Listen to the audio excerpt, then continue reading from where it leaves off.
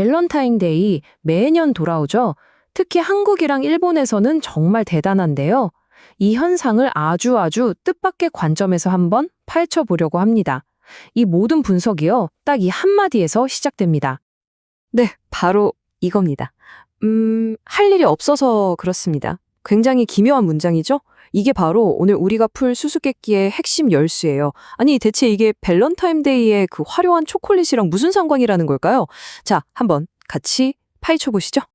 자, 그럼 우선 우리한테 아주 익숙한 풍경부터 시작해 볼까요? 매년 2월 14일이면 어김없이 펼쳐지는 그 뜨거운 모습들 말이에요.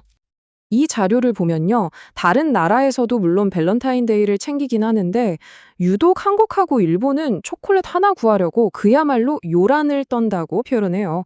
사회 전체가 막 들썩이는 것 같은 이 분위기. 이거 분명히 좀 독특하긴 하죠. 이 열기가요, 가끔은 정말 상상을 초월하는 가격으로 나타나기도 합니다. 자료에 나온 예시 중 하나가 바로 이 커플 디너 코스 가격인데 한 끼 식사에 15만 원이래요. 와, 정말 대단하죠? 자, 그렇다면 도대체 이런 현상이 왜 생겨나는 걸까요? 아마 가장 쉽게 떠올릴 수 있는 답이 있을 거예요. 하지만 오늘 우리가 살펴볼 분석은 바로 그 지점에서부터 의문을 던지면서 시작됩니다. 물론 기업들의 마케팅이 불을 지핀 건 사실이죠. 하지만 이 분석은 그게 전부가 아니라고 딱 잘라 말합니다. 사람들이 왜 그렇게까지 열광적으로 이 상술에 반응하는가? 그 이면에 있는 더 깊은 심리를 들여다봐야 한다는 거죠. 여기서 핵심은요, 단순히 물건을 사는 행위가 아니라는 거예요.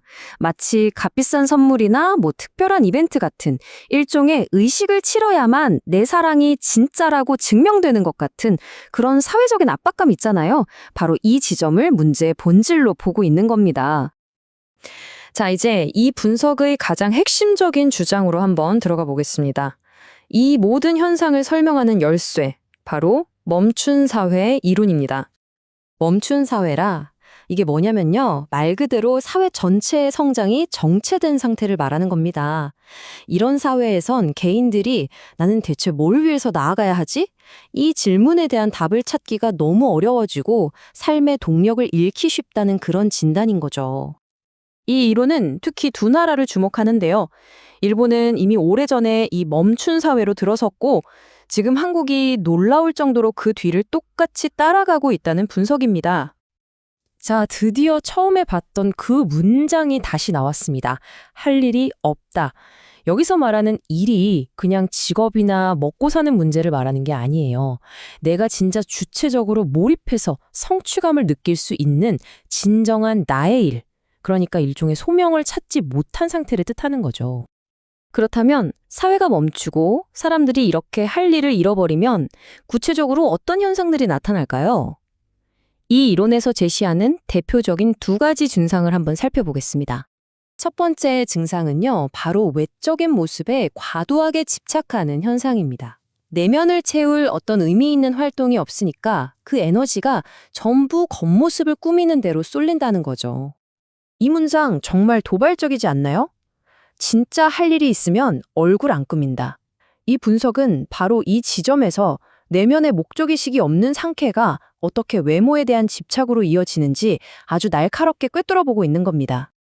그리고 두 번째 증상은요, 다른 사람한테 인정받고 싶어서 끝없이 목말라하는 상태입니다. 이 분석에서는 이걸 사랑에 굶주렸다라고까지 표현하는데요. 내 존재 가치를 나 스스로 확인하지 못하니까 계속해서 외부의 인정을 갈구하게 된다는 거죠.